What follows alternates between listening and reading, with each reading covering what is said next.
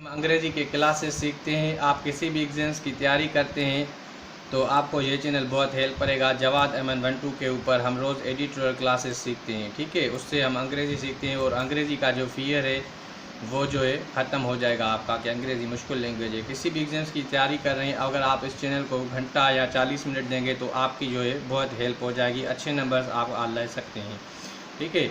तो बिना देर करके चलते हैं। पोलियो इन पेंडेमिक, यानी पोलियो की बीमारी पेंडेमिक में यानी आलमी वबा में।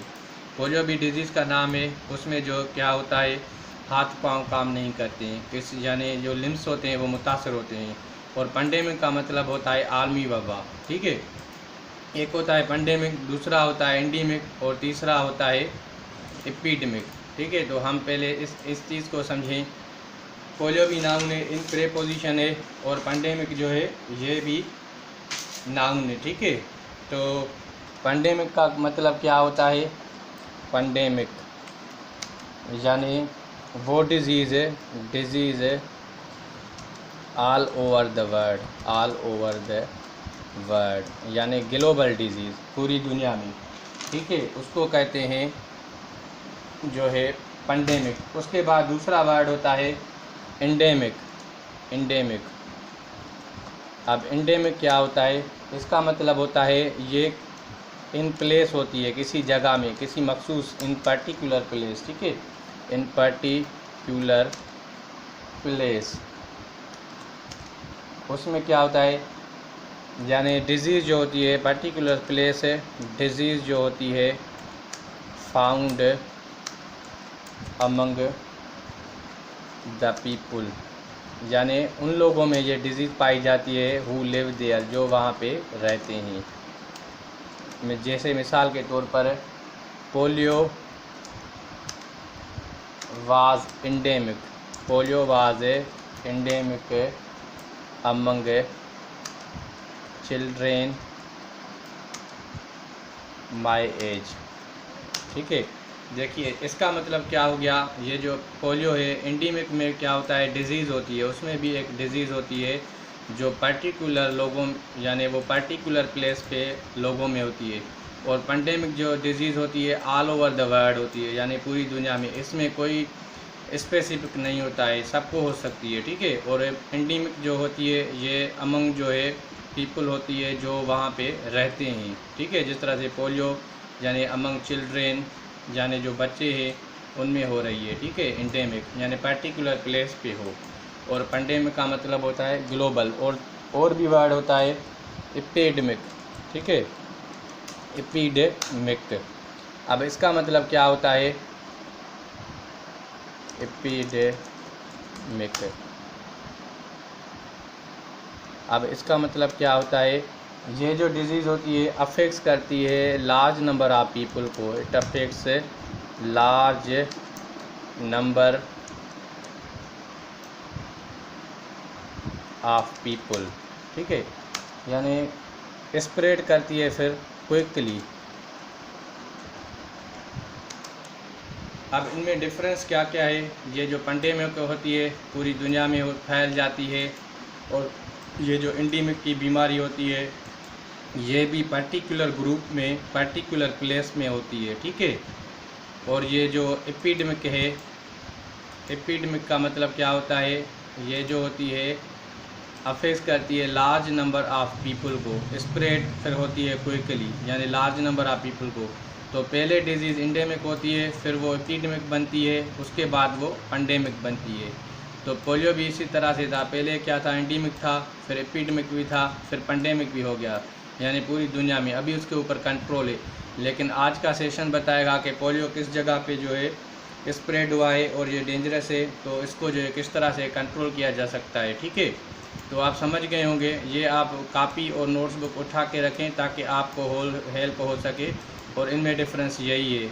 इसके अलावा हम इस चैनल पे अंग्रेज़ी भी पढ़ाते हैं, करंट अफेयर, एवरीडे साइंस के भी क्लासेस लेते हैं, और ग्रामर की भी वीडियो अपलोड की है, वो भी आप देखें, और आपको जो है काफ़ी अच्छी लर्निंग मिलेगी, ठीक है।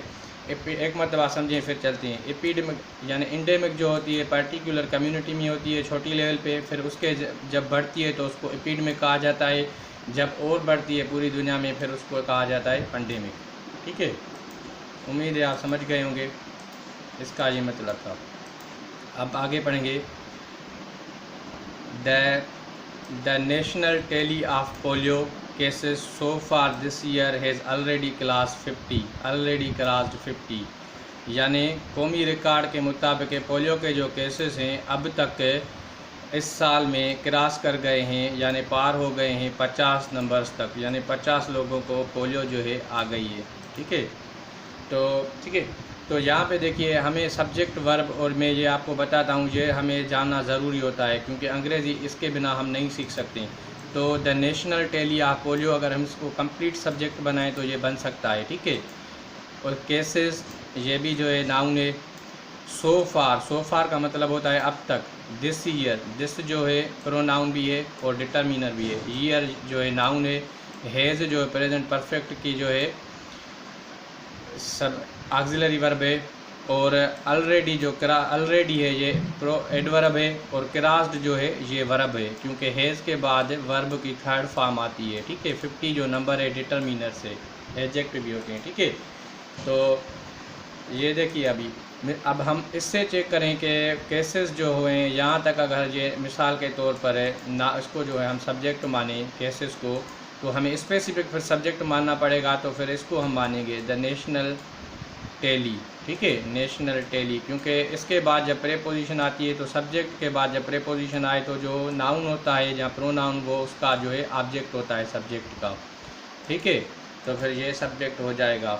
और ये मैंने आपको बता दिया ऑलमोस्ट जो बिलू है वो जो है वर्ब है। ठीक है, तो आप भी इसके ऊपर प्रैक्टिस करें ताकि आपको जो है हेल्प हो सके। तो अभी इसके जो है सिनोनिम्स कुछ हम समझेंगे। सिनोनिम्स, अब टेली का जो सिनोनिम है टेली, इसका मतलब क्या होता है, यानी रिकॉर्ड, तादाद। ठीक है, यानी नंबर्स। ठीक है, या फिर स्कोर या फिर टोटल। ये क्या है, टेली के सिनोनिम से, काफ़ी अच्छे सिनोनिम से आप इनको याद करें। और दूसरा वर्ड है सो फार जो है ऑलमोस्ट प्रेजेंट परफेक्ट के लिए आता है जब हम हाईलाइट करते हैं। मिसाल के तौर पर ये मैं लिखूँ भाई, एक सेंटेंस से समझें, इसका मतलब होता है अब तक। ठीक है, और सिनोनिम्स इसके कौन से होंगे, अप टू द पॉइंट। दूसरा टू सर्टेन एक्सटेंट। ठीक है, अब अप टू द पॉइंट और सर्टेन, समझ रहे हैं आप। मैं आपको बता रहा हूँ, कापी पेन उठा के चलें और नोट्स बनाएं, नोट्स से आपको काफ़ी हेल्प मिलेगी। ठीक है, तो देखिए he has not done work so far. इसका मतलब क्या हो गया, इसने अभी तक जो है काम नहीं किया है। अभी तक, he has not done work so far, इसने अभी तक काम नहीं किया है। कोई भी काम हो सकता है। ठीक है, तो इस तरह से हम इसको लिखते हैं। ऑलरेडी जो है वो तो एडवर्ब है, आपको पता है, तो समझ रहे हैं आप। तो सो फार को हम इस तरह से इस्तेमाल करते हैं। ठीक है, द लेटेस्ट विक्टिम, जो अभी अभी मुतासर हुआ है। लेटेस्ट यानी अभी अभी ताज़ा, विक्टिम यानी जो मुतासर हो। ऑफ द क्रिपलिंग डिजीज़, इस जो है इस क्रिपलिंग डिजीज़ से जो क्रिपलिंग डिजीज़ उसको कहते हैं जो अपाहिज कर दे, यानी अपाहिज करने वाली डिजीज़ है। इस फ्राम, वो कहाँ से है, Sangtoi in south Waziristan district, Sangtoi south Waziristan district से जो है। ठीक है, डिजीज़ यानी the latest victim of crippling disease is from जो है जहाँ से साउथ वजीरिस्तान डिस्ट्रिक्ट से है। ठीक है, इस जो है ये जो है अभी ऑक्सिलरी वर्ब का काम अदा कर रहा है। ठीक है, यहाँ पे फिर कोई वर्ब नहीं है। ठीक है, क्रिपलिंग जो है एडजेक्टिव है, क्रिपलिंग एडजेक्टिव है। इसका मतलब क्या होता है, क्रिपलिंग। ये जो मैं आपको वर्ड्स बता रहा हूँ ये आप नोट करते चलें, क्योंकि जब आप सिनोनिम लिखेंगे एग्जाम पॉइंट ऑफ व्यू से यह आपको काफ़ी हेल्प करेंगे। क्रिपलिंग का मतलब होता है अपाहिज, डैमेज समबॉडीज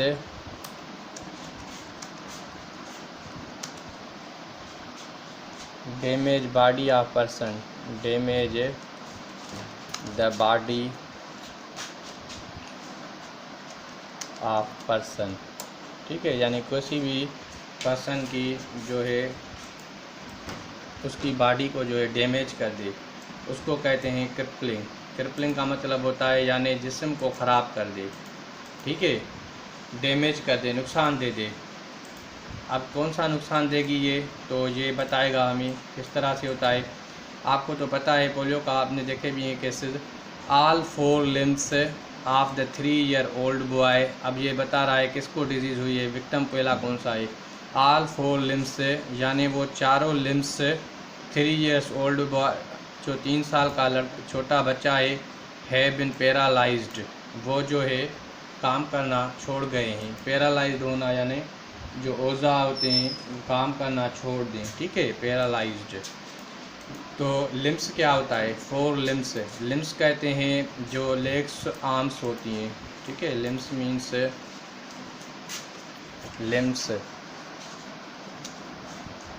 लिम्स इसका मतलब होता है यानी आर्म्स, आर्म और लेग्स, ये होते हैं लिम्स, ठीक है। और पैरालाइज का मतलब होता है काम करना जो चीज़ छोड़ दे। तो लिम्स हमारे जो आर्म्स और बाजू जो होते हैं और टांगें होती है, उनको जो हम कहते हैं अंग्रेज़ी में उसको कहा जाता है लिम्स, ठीक है। डेफिनेटली पोलियो के असरात होते हैं तो टांग काम करना छोड़ देती है या फिर बाजू काम करना छोड़ देता है। तो ये डेंजरस डिजीज़ है, ठीक है, और डिजीज़ों की तरह भी, लेकिन इसमें जो है आदमी बिल्कुल पैरालाइज हो जाता है, यानी उसके जिस्म काम करना बंद कर देता है। Such are the circumstances that he was not administered even a single dose of anti-polio vaccine.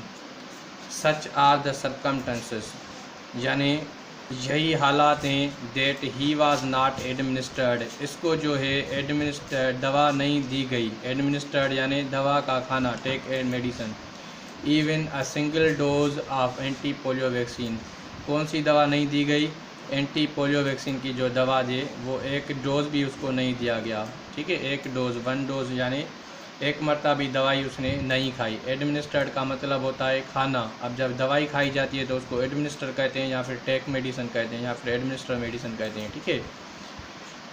इसी वजह से जो है ये पैरालाइज हो गया, 4 लिम्स इसके ख़त्म हो गए, इसके कहने का मतलब ये, ठीक है। यहाँ पे भी जो है हमारा जो है सब्जेक्ट भी है, सरकमटेंसेस जो है सिचुएशन बता रहा है, और एडमिनिस्ट्रेड जो है वर्ब है, ठीक है।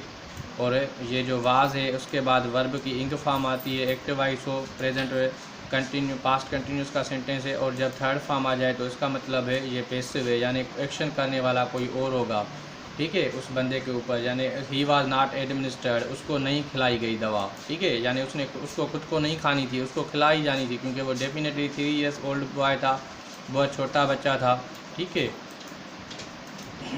तो vaccine cases like these from various parts of Pakistan are viewed with disbelief. Cases जो है वेरियस पार्ट्स ऑफ पाकिस्तान के मुख्तलिफ हिस्सों से are viewed with disbelief by the world, ये जो देखे जाते हैं डिसबिलीफ से, यानी शक की निगाह से देखे जाते हैं, बाय द वर्ल्ड दुनिया से, which is at a loss to understand the thinking, जो लास्ट पे है, यानी वो सही नहीं समझ रहे हैं, टू अंडरस्टैंड द थिंकिंग, उस सोच को, that leads to opposition to immunization against polio, ताकि जो लीड्स कर जाए अपोजिशन पे और इम्यूनाइजेशन करे अगेंस्ट पोलियो, यानी पोलियो के ख़िलाफ़ टीके जो है लगाए जाएं। यानी जो ये केस दिख रही है दुनिया से वो शक की निगाह से दिख रहे हैं, और ऐसा नहीं सोचा जा रहा है, क्योंकि इसको ले जाना चाहिए इम्यूनाइजेशन की तरफ। इम्यूनाइजेशन का मतलब होता है टीका लगाना डिजीज़ के ख़िलाफ़, ताकि एंटीबॉडीज़ प्रोड्यूस हो और वो जाने लड़ सके बीमारी के ख़िलाफ़, ठीक है। इम्यूनाइजेशन, इसको भी समझते हैं इम्यूनाइजेशन। देखिए आज ग्रामर के भी काफ़ी कॉन्सेप्ट हैं, तो आप मैं चाहूँगा वीडियो को कंप्लीट तक देखें, ताकि आपको जो है काफ़ी अंडरस्टैंडिंग में बेहतरीन समझ में होगा, ठीक है। अंडरस्टैंडिंग काफ़ी बेहतर। इम्यूनाइजेशन की स्पेल जेड से भी लिखी जाती है, एस से भी लिखी जाती है, यानी इसका मतलब होता है हिफाजती टीके, ठीक है। दवाई जो इंजेक्शन वगैरह कराई जाती है उसमें क्या होता है, वो क्या करते हैं, वो करते हैं प्रोड्यूस करते हैं एंटीबॉडीज़, ठीक है। एंटीबॉडीज़ क्या होती है, ये एक प्रोटीन होती है, वो क्या करती है, प्रोटीन इन ब्लड आ जाती है, ब्लड में प्रोटीन आ जाती है टू फाइट अगेंस्ट डिजीज़, ठीक है। यानी जो ब्लड में प्रोटीन आ जाए और बीमारी के ख़िलाफ़ लड़े, तो वो टीके होते हैं, पोलियो के जो वैक्सीन होती है, तो उसमें जो है बीमारी नहीं अटैक करती है, ठीक है। इम्यूनाइजेशन का मतलब जाते हैं हिफाजती टीके, वो जब लगाए जाते हैं तो वो प्रोड्यूस करती है एंटीबॉडीज़ क्या होती है, प्रोटीन होती है इन ब्लड, फिर ब्लड में प्रोड्यूस होती है protein to fight against disease, तो बीमारी के ख़िलाफ़ वो लड़ती है, फिर वो वायरस का अटैक नहीं होगा और बंदे को जो है वो डिज़ीज़ बच्चों को और लोगों को वो नहीं होगी, ठीक है। एज येट अभी तक हाउएवर और there are no workable solutions in sight, अभी तक यानी कोई ऐसे सॉल्यूशंस, कोई हल, काम करने वाला हल नहीं दिखाई दे रहा है। साइट यानी दिखना, वर्कबल यानी काम करने वाला, सॉल्यूशंस यानी मसलों का हल, ठीक है। देयर आर नो, अभी देखिए यहाँ पे देयर आर नो लिखा हुआ है, तो मैंने आपको पहले भी एडिटोर्स में बताया है, जब देयर आ जाए, जिस तरह से there is no person available, ठीक है। मिसाल के तौर पर there is no person available, उसके बाद दूसरा सेंटेंस लिखते हैं देयर आर, एक minute, there are people who are doing their work, ठीक है।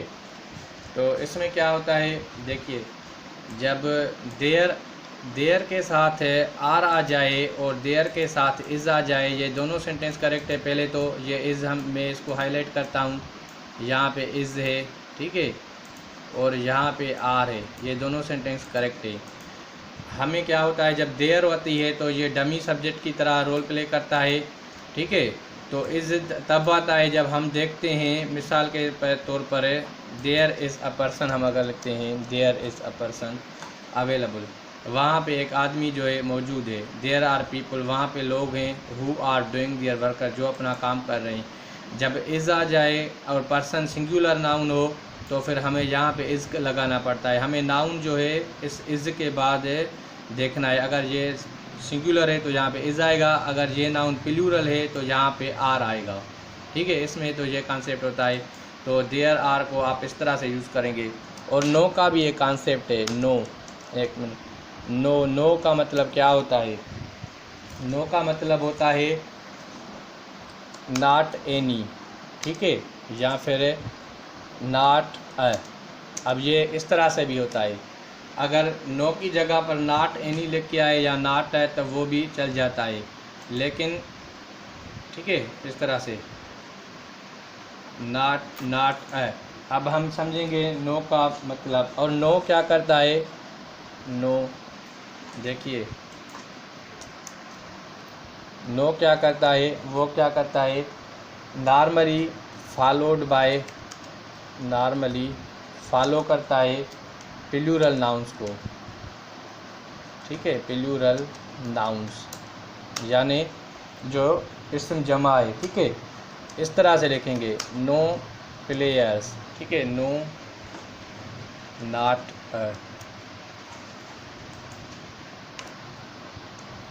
नो प्लेयर्स, ठीक है, या फिर there were no leaves on the trees, ठीक है, देख रहे हैं। तो there were no leaves on the trees यानी फॉलो करता है प्लूरल नाउन को, नो फिर लीव्स आ गया, ठीक है। इस तरह से भी इसका यूज़ होता है।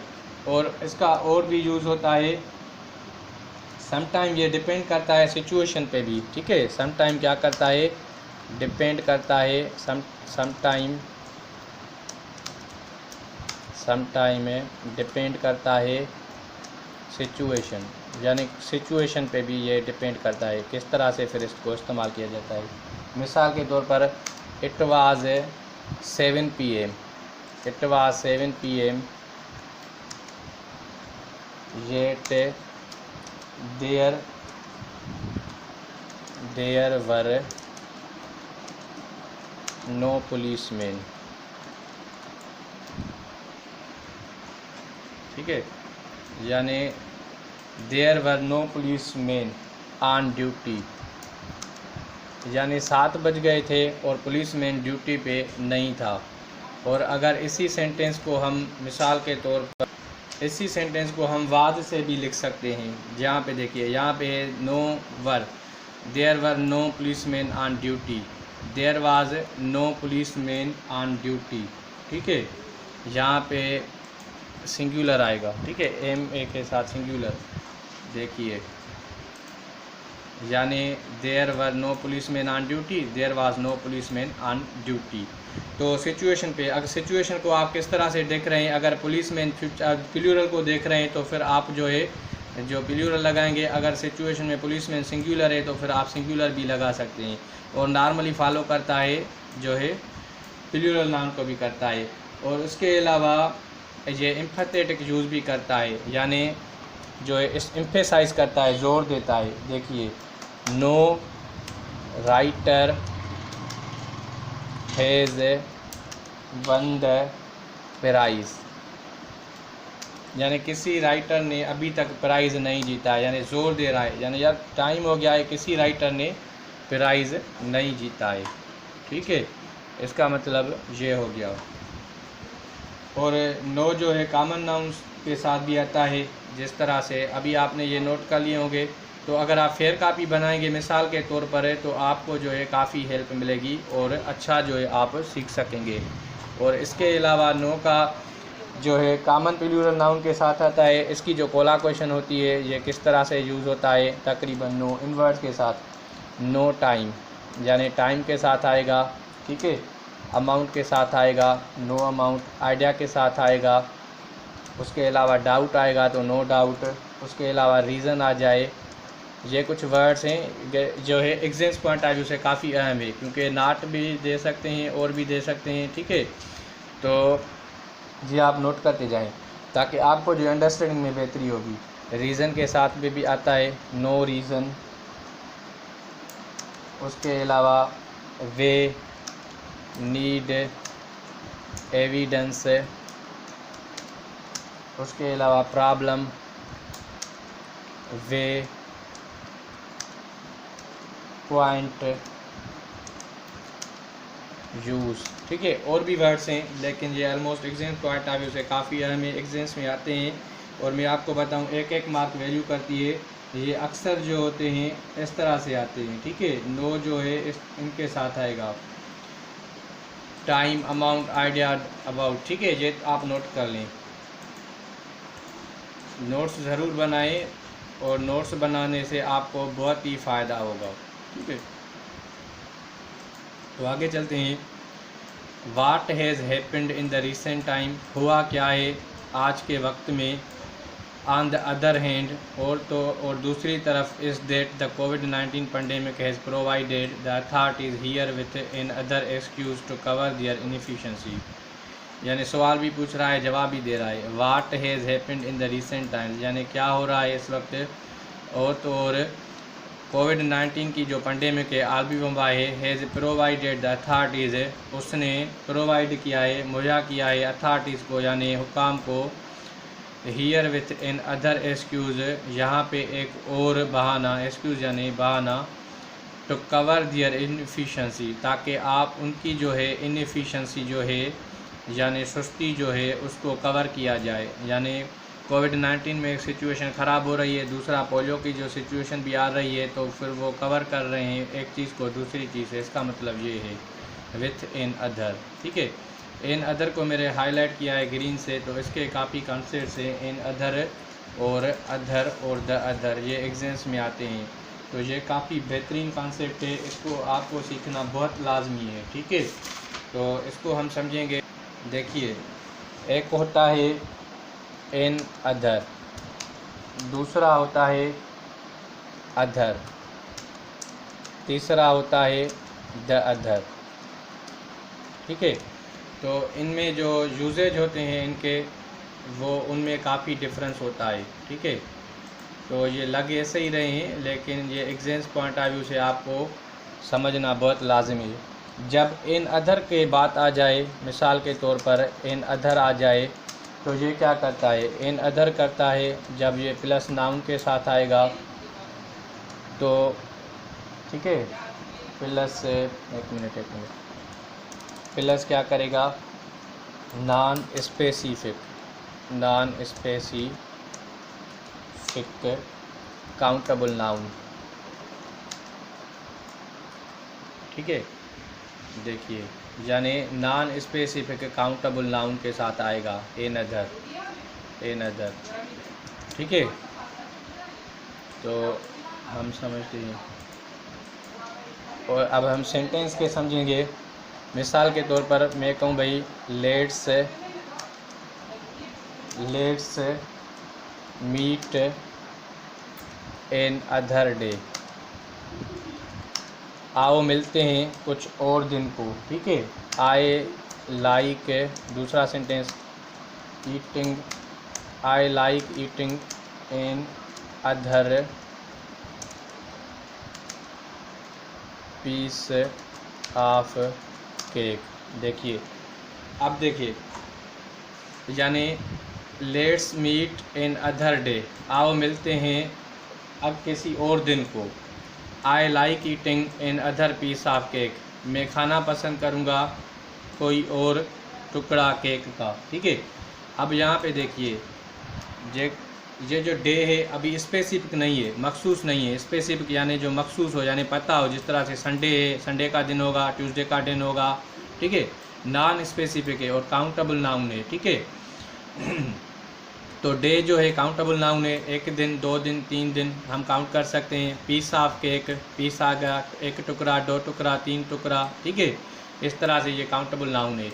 और ये नॉन स्पेसिफिक भी है, यानी मखसूस नहीं है, पता नहीं कौन से दिन को, मंगल को, पीर को, जुमे को, सैटरडे को, कौन से दिन को। ठीक है, और पीस ऑफ केक, ये पीस ऑफ केक भी स्पेसिफिक नहीं है और काउंटेबल भी है, कौन सा टुकड़ा, ऊपर वाला, नीचे वाला, बीच वाला, कौन सा।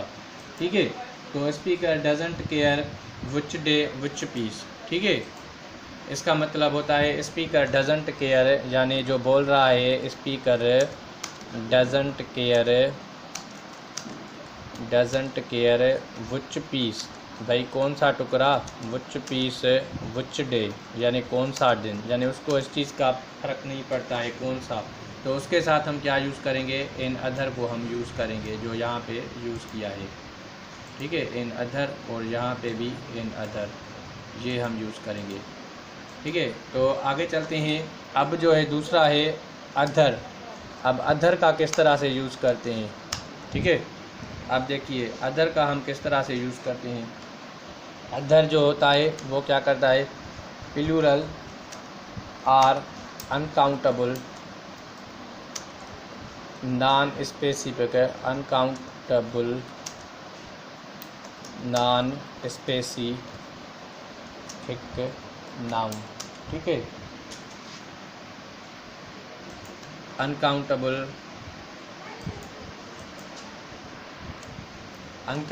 नॉन स्पेसिफिक जो है नाउन, NOUN। ठीक है, समझ गए। अब अनकाउंटेबल नाउन हो, ये नॉन होगा, नॉन स्पेसिफिक होगा। ठीक है, इस तरह से नॉन स्पेसिफिक नाउन होगा। अब अनकाउंटेबल होगा और नॉन स्पेसिफिक नाउन भी होगा। अब वो कैसे होगा, सेंटेंस से हम समझेंगे। मेरे भाई आप जो है ये नोट्स बनाएं, और नोट्स बनाएंगे तभी आप समझेंगे, ज़िद ना करें और नोट्स बनाएं तो आपको बहुत हेल्प होगी। Other people have problems as well. ठीक है, यानी other peoples have problems as well, लोगों को भी मसले हैं।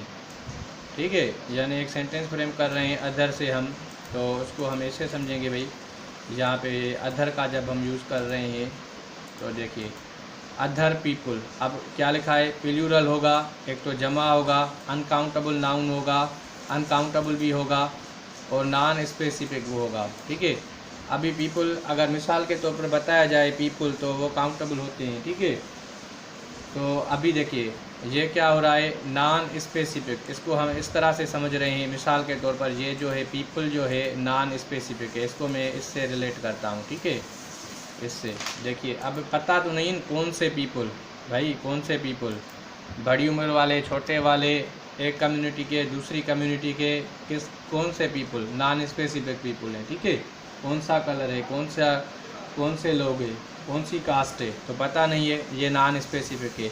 और हम प्लूरल और अनकाउंटेबल, यानी ये प्लूरल भी हो गया और नॉन स्पेसिफिक हो गया, और पीपल काउंटेबल भी होते हैं लेकिन बताया नहीं जा रहा है। लेकिन हम अनकाउंटेबल के लिए एक और सेंटेंस फ्रेम करेंगे ताकि हम समझें और भी। मिसाल के तौर पर this chapter has other information, यानी इस चैप्टर में और भी मालूमात है। अब देखिए अनकाउंटेबल और प्लूरल, अब अनकाउंटेबल को मैं और कलर देता हूँ ताकि आप समझ जाए। अनकाउंटेबल, ठीक है, अब ये इन्फॉर्मेशन जो है इसी को भी सेम कलर करता हूँ।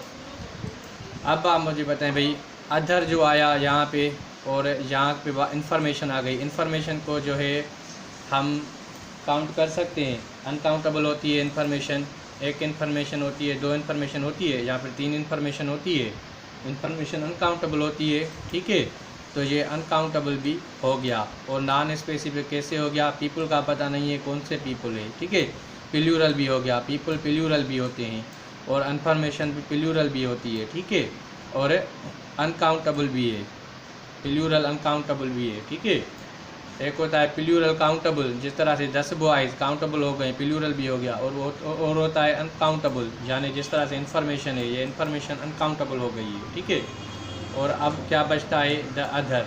अभी हम द अदर को भी समझेंगे, द अदर हम किस तरह से। अब इसमें क्या कहते हैं, द अदर में स्पेसिफिक नाउन सिंगुलर प्लूरल, उसके बाद क्या होता है काउंटेबल और अनकाउंटेबल, यानी ये सबके साथ आ जाता है। ठीक है, देखिए अब द अदर किस किस के साथ आ रहा है, इसके साथ क्या आएगा, द अदर के साथ क्या आएगा, इसके साथ स्पेसिफिक नाउन आएगा, सिंगुलर भी आ सकता है, प्लूरल भी आ सकता है, काउंटेबल भी आ सकता है, अनकाउंटेबल नाउन भी आ सकता है। अब हम सेंटेंस से समझेंगे, यानी स्पेसिफिक नाउन मिलेगा, यानी जिसको हम जानेंगे, स्पेसिफिक यानी कोई मखसूस हो। ठीक है, सिंगुलर यानी एक, प्लूरल यानी जमा, ये तो आपको पता है, काउंटेबल जिसको गिना जा सके और अनकाउंटेबल जिसको ना भी गिने, इन सब के साथ यूज़ हो सकता है। एक सेंटेंस से समझेंगे, मिसाल के तौर पर है I have six brothers, one of them lives in Australia, एक जो है ऑस्ट्रेलिया में रहता है, तो Australia. The other brother lives in China. ठीक है, देखिए अभी I have 6 brothers, one of them lives in Australia, the other, अभी मैंने द अदर लगाया, द अदर, और यहाँ पे हमने क्या पढ़ा था, द अदर किसके साथ आएगा, स्पेसिफिक नाउन, सिंगुलर हो, प्लूरल हो, काउंटेबल हो, अनकाउंटेबल हो। द अदर ब्रदर यानी एक जो भाई है वो रहता है ऑस्ट्रेलिया में, और दूसरा एक और भी भाई है जो चाइना में रहता है, मिसाल के तौर पर। ठीक है, सेंटेंस बना रहे हैं, तो द अदर का देखिए आ गया, और ये सिंगुलर आ गया, और सिंगुलर की वजह से ये लिव्स भी आ गया। ठीक है, लिव्स जो है वर्ब है, फिर ये ईएस या आईएस ईएस या एस लेते हैं वर्ब, ये आपको पता है, समझ रहे हैं आप। तो इसको जो है मैं थोड़ा पता करूं ताकि, ठीक है, देखिए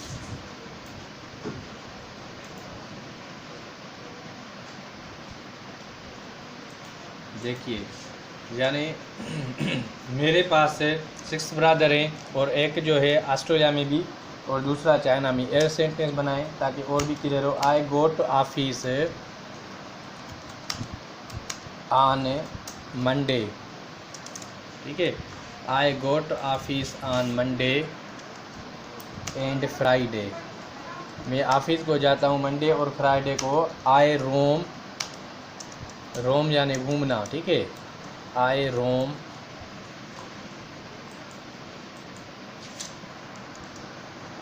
एक मिनट, आई रोम मैं घूमता हूँ। On the other days of the week, ठीक है।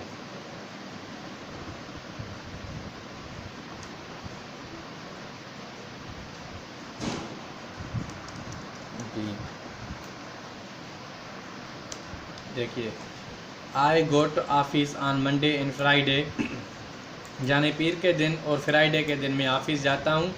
आई रोम मैं घूमता हूँ। On the other days of week, यानी हफ्ते के और दिन, जो बाकी जो दिन है उसमें मैं घूमता हूँ, ठीक है।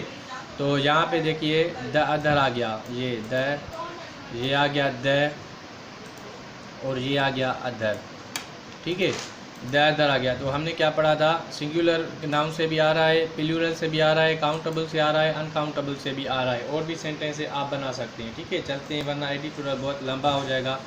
और तो इसी तरह से आपने ये प्रैक्टिस की है, तो इसके आप नोट्स बनाएंगे तो आपको बहुत हेल्प मिलेगी, वरना आप भूल जाएंगे अच्छे कॉन्सेप्ट से ग्रामर के। तो मैंने आपको कहा आज ग्रामर भी काफ़ी रिच है और वोकेब भी, ठीक है। पाकिस्तान हैज़ टोल्ड, अब पाकिस्तान जो है सब्जेक्ट है, हैज़ जो है प्रेजेंट परफेक्ट के टोल्ड वर्ब की थर्ड फॉर्म है। Pakistan has told the independent monitoring board, Pakistan ने बताया है इंडिपेंडेंट मॉनिटरिंग बोर्ड को, ये इंस्टीट्यूशन है, ठीक है। इंडिपेंडेंट यानी आज़ाद, मॉनिटरिंग यानी ध्यान रखने वाला, बोर्ड यानी जो काम करते हैं उस बोर्ड में, ठीक है। किस चीज़ के लिए ये board, for polio eradication, polio को ख़त्म करने के लिए, पोलियो को ख़त्म करने के लिए। इरेडिकेशन यानी जड़ से ख़त्म कर देना, ठीक है। फिनिश करना, ईंड करना, इरेडिकेट करना, ठीक है। फिनिश, ईंड, इरेडिकेट, ये इसके सिनोनिम्स हैं।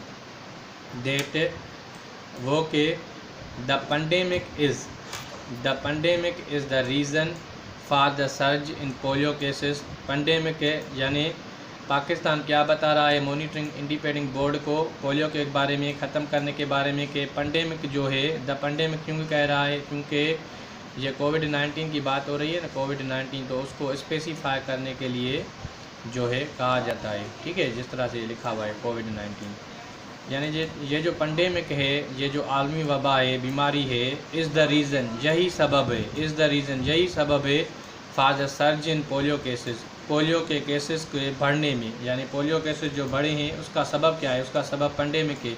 अब क्यों है वो आगे बताएगा। हियर एज इट हैज़, ये